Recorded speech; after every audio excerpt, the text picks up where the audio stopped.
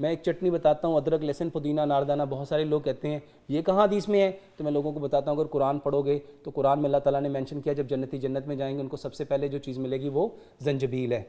زنجبیل ادرک کو کہتے ہیں. جی.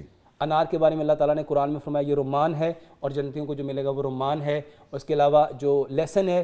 اور اگر ان تینوں چیزوں کو دیکھا جائے تو دنیا میں اس وقت جو ماڈرن میڈیکل سائنس ہے اس کے اکارڈنگ اگر آپ دیکھیں تو یہ تینوں چیزیں آپ کی بلڈ تھنر ہیں.